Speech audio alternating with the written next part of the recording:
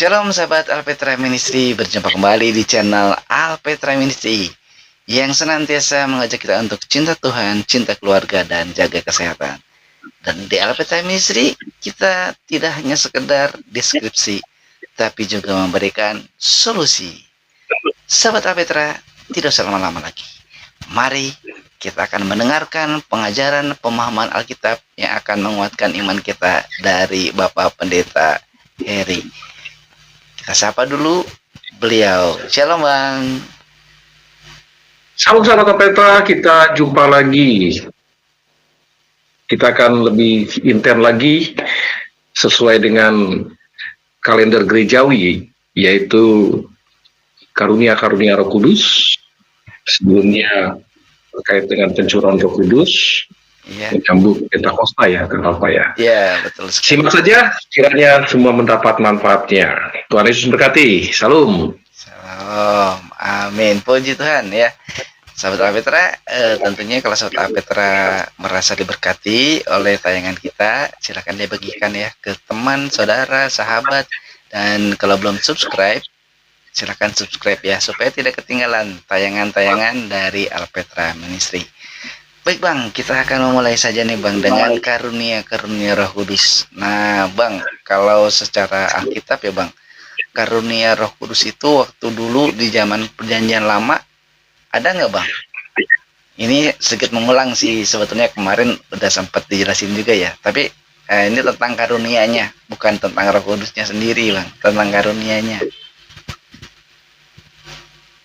Ya, sering kita temukan di dalam pelayanan Nabi ya, seperti Nabi Elia, dia mendapatkan pernyataan Allah, dia memahami Allah bicara kepadanya, dan juga Elisa setelah Elia.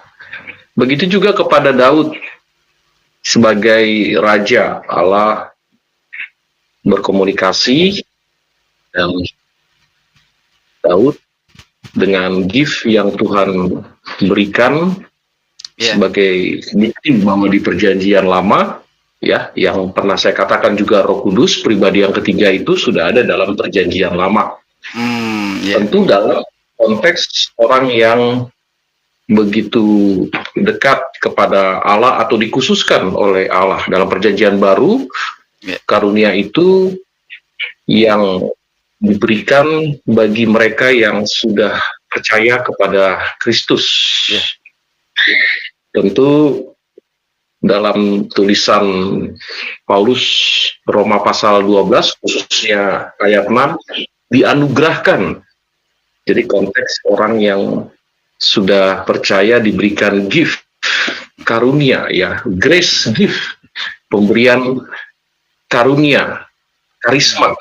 Dalam Perjanjian Lama seringkali kita temui juga dengan fungsi yang Allah nyatakan dengan maksud atau peristiwa khusus. Misalnya selain nabi atau raja seperti yang saya sampaikan tadi, juga terhadap Bileam. Kalau Bileam nama tempat di Papua ya. Bileam yang seharusnya dia mengutuki, tapi Allah mengarahkan dengan ucapan dari Bileam berupa berkat ya. Begitu juga karunia Allah mengendalikan ya, tidak seperti tadi Bileam ya, atau Daud atau Elia, Elisa, tapi juga kita orang yang sudah memenuhi syarat mendapatkan gift itu, yaitu mengalami perjumpaan pada Kristus.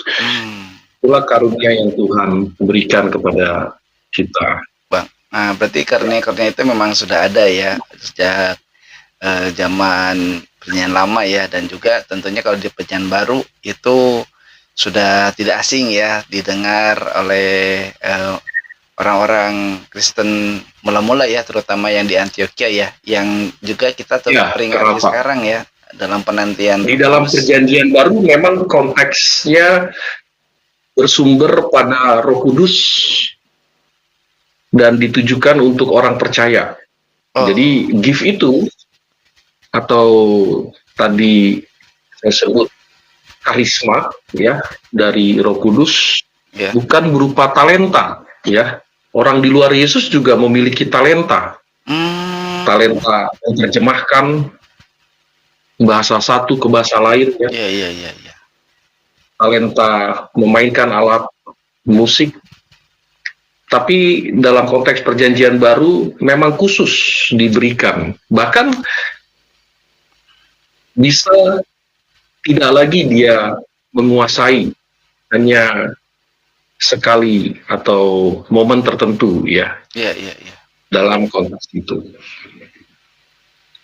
Berarti ini Bang tadi sedikit Bang ini apa tentang karunia dan talenta itu berbeda ya. Tadi Abang sebutkan sedikit. Mungkin bisa lebih dijabarkan lagi nggak Bang? Dijelasin lagi karena mungkin itu juga jadi ternyata harus diberikan pengertian ya Bang. Ada pemahaman berbeda ya tentang karunia dengan talenta ya Bang.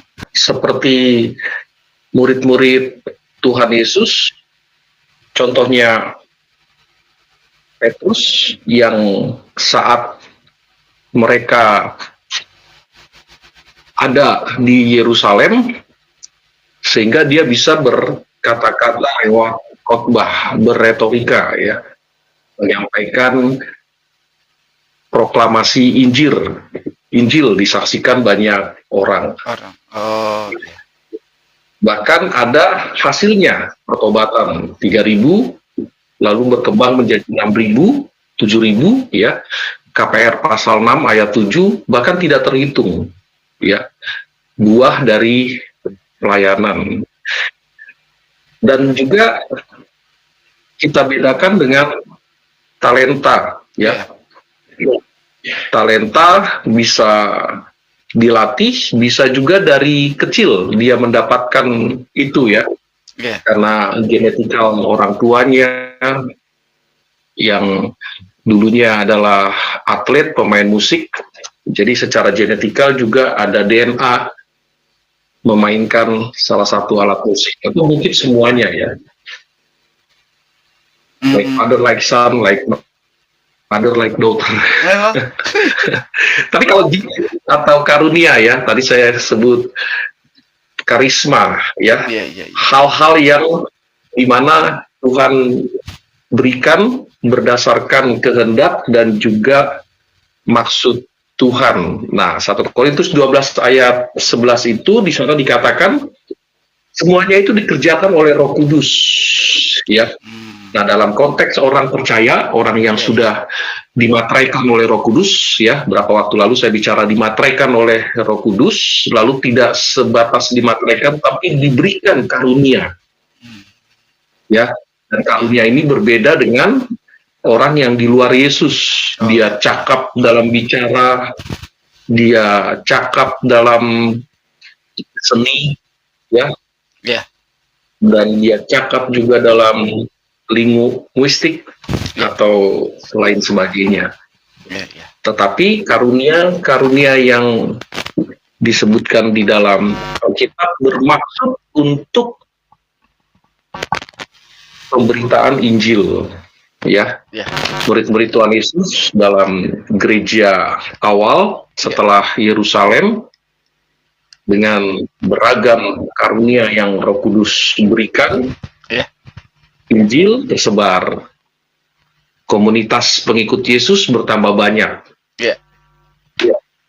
Jadi kehadiran karunia dari Roh Kudus lewat pelayanan beragam orang percaya ya, termasuk setelah murid-murid Tuhan Yesus berpergian ke surga,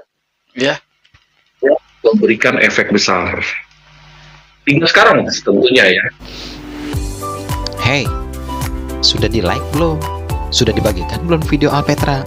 Bagikan dong, masa bertumbuh sendirian aja? Temennya nggak dikasih tahu, kasih tahu lah.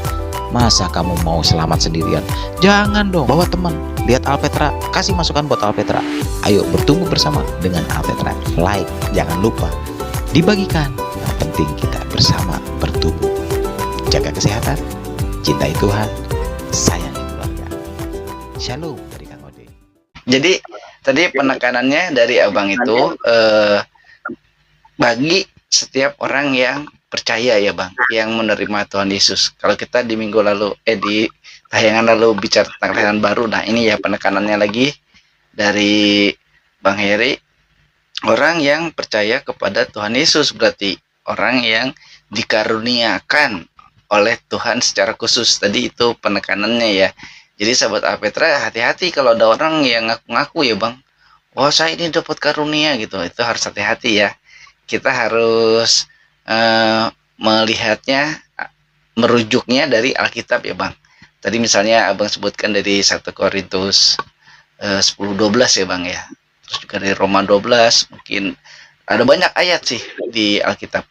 Bang, selanjutnya nih berkaitan dengan karunia Roh Kudus ini juga orang sering, ini yang sering rame ya diperbincangkan nih, perdebatkan bahkan tentang bahasa roh bang, sebagai karunia Roh Kudus ya salah satunya. Nah ini gimana bang? Tentu kita juga tidak bisa memihak ya kalau ke dogma ya, kita nggak bicara dogma, tapi seperti yang Sobat Alpetra ketahui, di Alpetra Ministry dasarnya di Alkitab. Nah kita dengarkan penjelasan dari abang tentang karunia bahasa roh ini bang, sebetulnya gimana bang? Ya, salah satu karunia yang tren selalu diperdebatkan yaitu bahasa lidah ya. Saya tidak menggunakan kata bahasa roh karena tidak ditemukan dalam bahasa asli Perjanjian Baru 1 Korintus 12 dan 1 Korintus 14. Iya. Dalam bahasa roh, tapi yang benar bahasa lidah ya. Oh, bahasa lidah yang betul ya. Bukan bahasa roh atau memakai kata penyuma, tapi glosalia lidah. Jadi bahasa lidah ya. Nah, perlu kita ketahui salah satu karunia ini hingga sekarang menjadi tren. Yeah. Bahkan diwajibkan dan lain sebagainya ya. Diwajibkan. Mungkin faktor tradisi gerejawinya ya. Nah, sahabat Alpetra, perlu kita ketahui Paulus menulis surat ke Korintus tahun 50, ada yang menyebut tahun 52 ya. Jadi abad 1 tahun 50. Dan situasi gereja itu kita melihat Alkitab belum distandarisasi atau di kanon. Iya iya. Ini masih terbuka dan tidak tertutup. Kalau masih terbuka di konteks situasi kota Korintus masih ada bahasa lidah, bahkan menerjemahkan, masih ada nubuatan dalam konteks menerangkan firman Tuhan. Berarti di era surat Paulus yang dibaca, surat Petrus yang dibaca, lalu diterangkan dalam konteks nubuat, tidak seperti nubuat dalam perjanjian lama yang disiarkan, ucapkan oleh nabi, nabi maupun nabiah ya, untuk sebutan nabi perempuan. Lalu setelah Alkitab ditutup di kanon, tidak ada lagi bahasa lidah, karena kalau saat di kanon tahun 397 ya, atau abad keempat Masehi, tidak ada lagi rasul atau murid Yesus yang mengkonfirmasi itu adalah bahasa lidah, itu adalah nubuat, itu adalah mimpi. Jadi backup rasul penting, backup rasul perlu, atau konfirmasi dari rasul yang menulis ya, dan yang merekomen bukti bahwa Roh Kudus menjaga firman Allah atau tulisan-tulisan rasul yang menjadi firman Allah pada saat itu, dan tidak ada tambahan lagi. Itulah sebabnya bahasa lidah sesuai dengan 1 Korintus pasal 13 ayat 8 sampai 10. Di situ ada pernyataan hingga yang sempurna itu tiba. Yang sempurna itu bukan subjek atau kata orang, ya, tapi menunjukkan benda yang sempurna itu Alkitab. Sampai yang di kanon itu tiba. Kapan di kanon? Perjanjian Baru tadi saya menyebut 397 tahunnya atau abad keempat Masehi. Kalau setelah itu sampai sekarang masih ada bahasa lidah, siapa yang mengkonfirmasi itu adalah bahasa lidah? Apalagi di era sekarang ya, misalnya Kang Alfa atau Kang Petra berkata-kata dalam bahasa lidah. Emang seperti itu bunyinya, nadanya, atau gaya linguistiknya seperti tahun 50-an abad pertama. Jadi siapa yang konfirmasi? Sementara Rasul atau murid Yesus sudah berpergian di abad pertama. Terakhir Yohanes di Pulau Patmos tahun 98. Dia mati. Tapi setelah Alkitab tiba, Korintus 13 ayat 8, 9, 10 sampai yang sempurna itu tiba. Nah, maksudnya Alkitab sudah selesai di kanon, tidak ada lagi bahasa lidah, ya. Nah, tadi kan Alfa kan tanya bahasa lidah. Nah, itu sebabnya apa yang dipertegas oleh Paulus, yaitu bahasa roh bahasa lidah akan hilang, pengetahuan akan hilang, nubuatan berakhir. Yang ada apa Kang Alfa? KASIH. Di bumi ada kasih, di surga juga ada kasih. Jadi kekal terus kasih itu. Pengetahuan berakhir, nubuat berakhir, bahasa lidah tidak ada lagi atau berakhir, tapi kasih berjalan terus. Itu penjelasan saya Kang Alfa ya. Dan juga semoga sahabat Alpetra bisa mengerti dan memahami. Iya Bang. Juga tadi itu yang di kisah para rasul itu ya Bang, kisah rasul pasal 2 dan 3 mungkin ya Bang. Karena kita kan sedang memperingati juga nih hari Pentakosta dan turunnya Roh Kudus. Nah Bang, itu berarti fenomena itu tadi Abang sempat jelaskan hanya terjadi berarti di era zaman para rasul ya Bang ya. Karena bahasa lidah yang dilihat di kisah para rasul kan berbahasa yang bahasa bisa dimengerti ya, karena bahasa asing ya, bukan bahasa yang bukan. Gitu. Zaman Rasul Alkitab belum dicetak atau distandarisasi di kanon, belum kan Kang Alfa ya? Belum. Jadi mereka bertolaknya dari mana? Dari tulisan Rasul dan Nabi, betul ya? Efesus 2 ayat 20. Bertolaknya seperti itu. Tapi apakah dulu di era Rasul ada bahasa lidah? Ada. Alkitab mencatat tahun 50-an. Tahun 50-an. Ada. Bahkan diterjemahkan. Ada. Lalu sampai kapan itu berakhir? Paulus bilang 1 Korintus 13 ayat 8 sampai 10, sampai yang sempurna itu tiba. Yang sempurna itu apa? Firman Allah. Alkitab maksud saya bukunya kanonnya karena Paulus di surat Galatia juga pasal 6 ayat 16 menyebutkan tentang kanon atau yang terkanonkan, yang tersandar kalau saya buka di sini Galatia 6 ayat 16, dan semua orang yang memberi dirinya dipimpin oleh patokan ini. Ada kata patokan, itu menggunakan kata Yunani kanon, yang artinya tulisan-tulisan rasul, tulisan nabi, kan nggak ada tulisan-tulisan lain. Iya betul, ada tulisan Yakobus, saudara Yesus, jadi firman Allah. Tapi itu kan di kanonnya atau di standarisasinya, yaitu abad keempat tahun 397. Jadi 27 kitab di era Rasul belum terlis, Kang Alfa, belum terlis.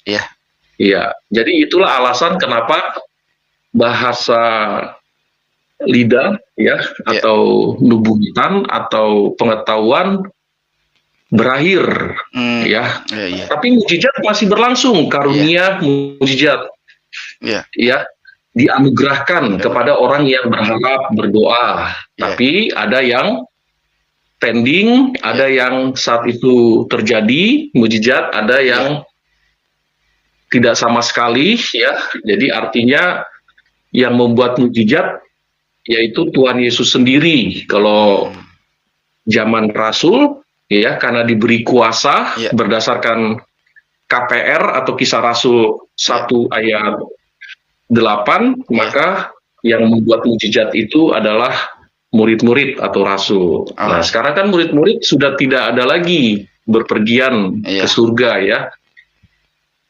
Tapi dalam konteks sekarang ya, mujizat masih berlangsung ya. Mujizat masih berlangsung.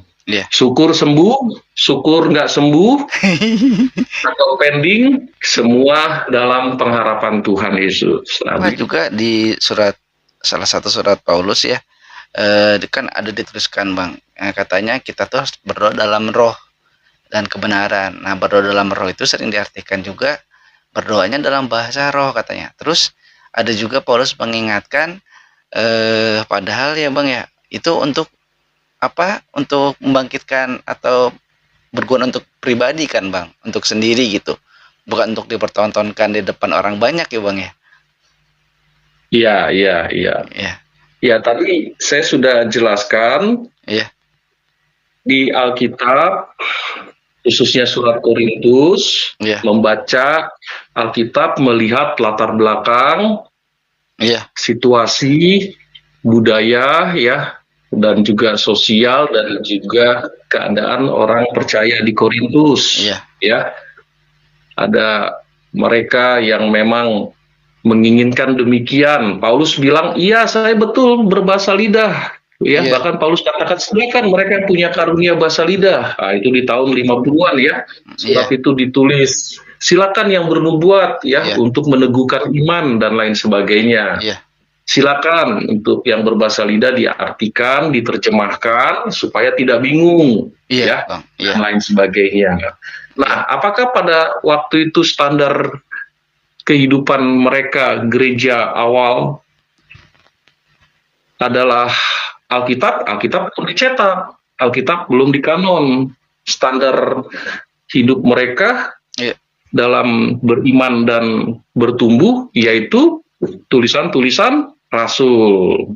Misalnya tulisan rasul yang pertama yaitu Tesalonika, lalu Galatia dan seterusnya. Yaitu tulisan rasul menjadi standar mereka. Nah, begitu ya. Contohnya nih, Roma pasal 2 ayat 3. Pasal 3 ayat 2 ya. Roma pasal 3 ayat 2 dikatakan, banyak sekali dan di dalam segala hal pertama-tama sebab kepada merekalah dipercayakan firman Allah. Saya ulangi sahabat Alpetra ya, Roma 3 ayat 2, dan kepada merekalah dipercayakan firman Allah. Pada tahun itu, abad pertama, termasuk di Korintus tahun 50-an, surat itu ditulis, kepada merekalah dipercayakan firman Allah. Mereka itu siapa?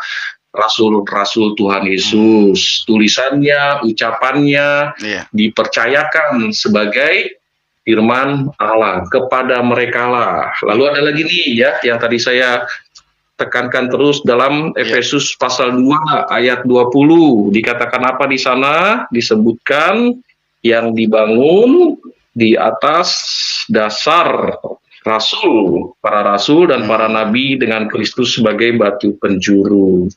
Standarnya apakah cetakan Alkitab yang sudah terbit? Tidak, belum ada. Ya. Kalau sekarang kan sudah ada nih di tangan saya nih Alkitab ya, di tangan Kang Alpa nih ada nih Alkitab. Jadi semuanya berstandar pada yang ada di tangan kita, yang sudah dicetak. Yang kita yakini adalah firman Allah satu-satunya. Jangan ditambahin dengan tradisi, jangan ditambahin dengan intuisi, ya, atau perasaan, jangan ditambahi dengan orang-orang kudus yang diyakini, jangan ditambahin oleh siapa yang punya klaim-klaim, tidak, jangan ditambahin. Cukup standar tertinggi kita adalah otoritas tunggal, yaitu Alkitab. Kalau dulu siapa? Di abad 1. Nah, tadi saya sudah jelaskan ya, di pasal 3 Roma ayat 2, kepada mereka lah dipercayakan firman Allah, tulisan-tulisan itu. Lalu Efesus 2 ayat 20, kepada rasul dan nabi ya yang bertolak pada Yesus Kristus sebagai batu penjuru. Ada nggak pemimpin gereja? Enggak. Ada nggak tradisi yang tidak sejalan dengan Alkitab? Tidak. Ya. Ada nggak ekstra kanonik lagi? Tidak. Yang ada adalah Alkitab sebagai otoritas tertinggi. Tunggal, nggak ada plus-plus lagi ya, tambahan-tambahan. Nah, itu saya kira sih logisnya begitu ya. Logisnya. Betul ya, Kak Alfa ya, logisnya. Masuk akal maksud saya. Nah, ini Bang, yang tadi yang saya tanyakan juga ya Bang ya, itu kan dari 1 Korintus 14 ayat 4 itu Bang ya. Jadi kalau ada yang berkata-kata dalam bahasa roh itu, ia membangun dirinya sendiri, itu maksudnya. Tapi udah Abang jelasin sih tadi Bang. Nah, mungkin sahabat. Tapi apakah misalkan kita merasa di satu tempat ada yang berkata-kata dalam bahasa lain, lalu apakah itu menguatkan kita di konteks sekarang atau zaman sekarang? Saya kira sih enggak. Karena standar tertinggi itu yaitu Alkitab. Alkitab yang menguatkan kita. Bukan komat kamit atau bukan yang tadi Kang Alfa sebutkan, tapi dulu di tahun 50-an abad 1 karena Alkitab belum dicetak. Ya standarnya ya Paulus bilang betul ada bahasa lidah. Betul kan Kang Alfa ya? Betul ada nubuat, betul. Ya. Tapi harus ada yang menerjemahkan untuk bahasa lidah itu. Dan nubuat harus ada yang betul-betul menyampaikan itu dengan benar. Ada tandanya lah ya. Nah, tapi kalau zaman sekarang di era modern, standar kita tertinggi atau otoritas tunggal hanya Alkitab. Saya sih merasa dikuatkan bukan dengan orang dengan komat kamit itu. Saya merasa dikuatkan cukup dengan Alkitab. Bang. Begitu. Nah, Bang, ini memang kalau ngomongin bahasa roh ini sangat panjang ya. Dan juga sahabat Petra disarankan, tadi kan Abang udah bilang pegangan kita adalah apa yang kita pegang, itu Alkitab. Makanya kalau baca sekarang, dalam konteks sekarang ya, kalau dulu zaman Rasul kan memang ucapan Rasul. Tulisan-tulisan Rasul. Maksud saya di sini adalah kita ingatin Bang ke sahabat Petra, jangan suka comot-comot satu ayat, 2 ayat. Harus baca sepenuhnya gitu. Nah, 1 Korintus 14 itu harus dibaca sepenuhnya. Jadi udah dijelaskan situ ya Bang. Kalau kayak saya tadi nanyanya cuma 1 ayat, kan jadi nggak baik ya Bang ya, karena tidak apa yang firman Tuhan mau sampaikan jadinya, tetapi penafsiran sendiri. Kata Abang tadi, jangan ambil dari ilustrasi lain, literatur lain, orang-orang suci yang lain. Jangan cari dari situ. Nah, makanya sahabat Petra, mungkin nanti saya sama Bang Heri akan bahas nih 1 Korintus 14 secara khusus ya Bang ya. Iya. Ya itu mungkin nanti ada serinya ya. Mungkin nanti. Karena eventnya kan masih event pencurahan atau memperingati pencurahan Roh Kudus ya, eventnya. Kita lagi dalam konteks itu ya. Jadi sahabat Petra sabar. Nanti mungkin biar seru ya, kita tunggu lagi lah besok podcast selanjutnya ya. Nanti sama bicara ada tadi baptisan Roh Kudus, apalagi tukang apa tadi. Nanti kita bahas terus lah yang 1 Korintus 14 ini supaya dimengerti sama sahabat Petra. Jadi kalau di gereja dengar khotbah pendetanya atau ada orang ngajarin cuma ambil 1-2 ayat, hati-hati. Makanya balik lagi ke apa yang kita pegang, Alkitab. Baca dulu tuh semua. Nantilah kita akan bahas, kita akan memberikan sharing ya buat sahabat Petra tentang bahasa roh. Kita akan lanjut dulu nih. Tadi Abang udah nyebutin baptisan roh. Nah, itu apa Bang baptisan roh itu Bang? Puji Tuhan, saudara, dan kita tetap mengingat ya prioritas di dalam kehidupan kita. Cinta Tuhan, cinta keluarga, jaga kesehatan. Baik sahabat Apetra, terkait dengan baptisan Roh Kudus, memang bukanlah sekedar pengalaman ya, tapi secara teologis sebagai perjumpaan dengan Kristus setelah kita mengaku dosa dan percaya. Itulah pengalaman yang spesial, terindah. Nah, kita melihat dalam baptisan Roh Kudus merupakan event yang dimana peristiwa yang menyatu antara Kristus dengan manusia yang percaya. Itulah disebut baptisan Roh Kudus. Itu bukan berupa fenomena terkait dengan action ya, itu dia. Atau terkait dengan pernyataan-pernyataan yang di luar akal ya, tapi betul-betul perjumpaan dengan Kristus ketika kita mengaku dosa, lalu mengundang Yesus masuk ke dalam hati, menyesali dosa kita, bersyukur karena Tuhan Yesus menggantikan kita di kayu salib, Yesus mengampuni kita. Itulah baptisan Roh Kudus ya, di mana orang percaya menyatu ya kepada Kristus dan diselamatkan. Nah, baptisan Roh Kudus dilakukan oleh Roh Kudus, dan inilah pekerjaan Roh Kudus, dan hanya satu kali, yaitu perjumpaan kita dengan Kristus ya, dimateraikan langsung, statusnya berubah dari statusnya maut pindah ke dalam kehidupan kekal. Yohanes pasal 5 ayat 24, barang siapa percaya dia pindah dari kegelapan kepada kehidupan kekal. Betul. Dari status orang berdosa menjadi status anak Allah. Nah, itu baptisan Roh Kudus, perjumpaan dengan Kristus, atau yang kita kenal dengan LB, lahir baru.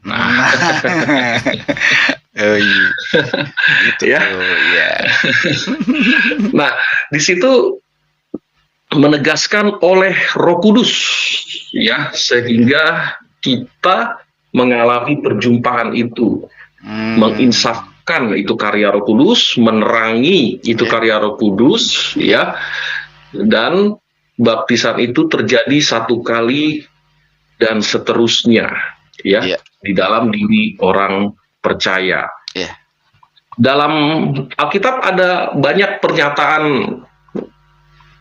tentang oleh Roh Kudus. Nah, ini terkait dengan peristiwa penting dalam kehidupan manusia, yaitu perjumpaan dengan Kristus. Ya, 1 Korintus 12 ayat 13 ada kata oleh Roh Kudus.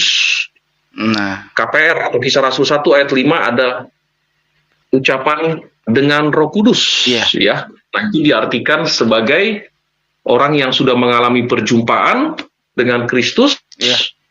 Selain dia menerima materai dari Roh Kudus, selain dia menerima baptisan itu juga, selain dia mendapatkan status yang baru, yaitu yang lama sudah berlalu, sesungguhnya yang baru itu datang, dia juga mendapatkan kuasa, yaitu kuasa untuk melayani, kuasa untuk pede atau percaya diri, tampil di hadapan orang banyak, memproklamasikan atau memberitakan Yesus yang mati dan bangkit sesuai kitab suci. Nah, itu baptisan Roh Kudus ya. Tapi apakah harus ada actionnya, Pak? Apakah harus ada bukti-buktinya? Seperti yang ada di dalam Alkitab dan lain sebagainya? Tidak. Dalam konteks atau situasi di Kisah Para Rasul menunjukkan bahwa Allah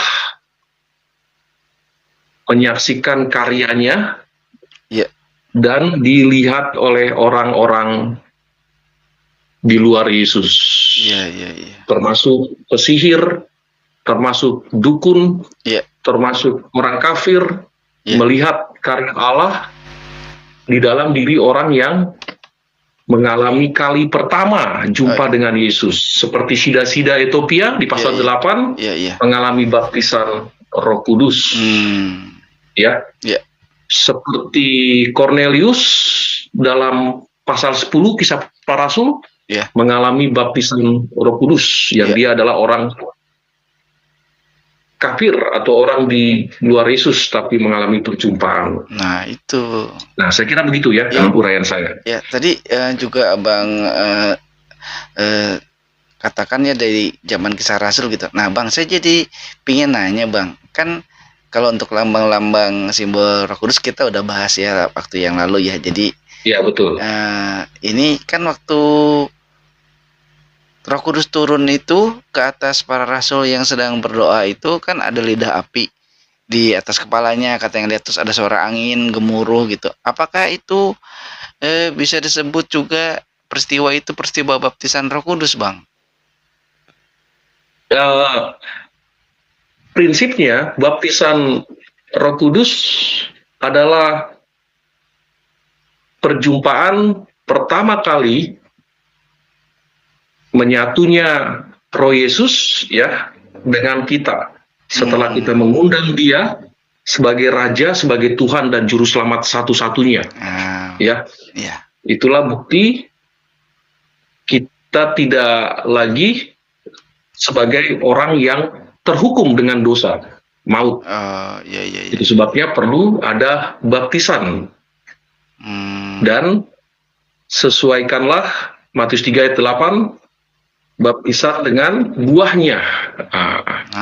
Katanya dia udah mengalami baptisan Roh Kudus atau LB, lahir baru. Tapi kok buahnya masih saja mencuri. Tapi kok buahnya masih saja ngomongin orang. Masih berzina. Dan lain sebagainya. Masih judes. Masih jutek. Gampang marah. Atau menceraikan istrinya, menceraikan suaminya. Atau pelakor. Ya, katanya sudah mengalami baptisan Roh Kudus atau sudah lahir baru.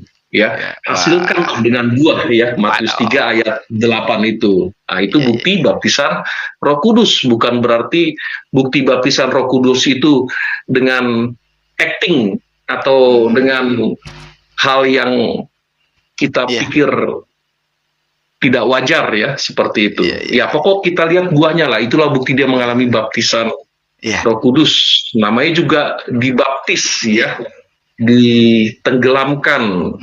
Kristus menyatu di dalam dirinya, lalu dia bangkit dari air itu, bukti dia sudah bersih. Seperti itu. Bang. Tadi Abang sebutin buah, ya ada buah roh gitu. Tapi sebelum ke buah roh, ada satu pertanyaan yang pengen saya tanya ini, Bang, karena masih berkaitan dengan tadi fenomena itu ya, baptisan roh. Nah, kalau urapan Roh Kudus itu gimana, Bang? Katanya, saya ini dapat pengurapan dari Roh Kudus. Terus terima nih urapan Roh Kudus, cus gitu. Kan kalau sekarang juga ada yang pendeta nih Roh Kudus gitu, kayak ngompa itu, ban. Terima nih gitu. Itu gimana, Bang? Itu urapan Roh Kudus apa, Bang? Ya, pengertian urapan dari konteks perjanjian lama biasa digunakan untuk nabi, raja, imam. Atau dalam konteks Mesias, yaitu ditujukan kepada Kristus yang diurapi ya, atau Yesus yang diurapi. Yesus Kristus ya, Kristus yang diurapi.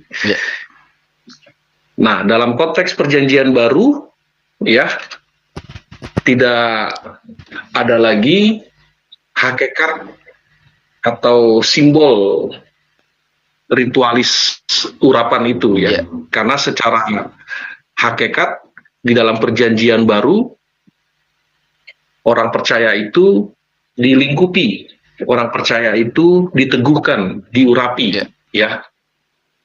Baik dalam tugasnya melaksanakan amanat agung, menjadi saksi ya, dan memberikan kekuatan penghiburan kepada saudara seimannya.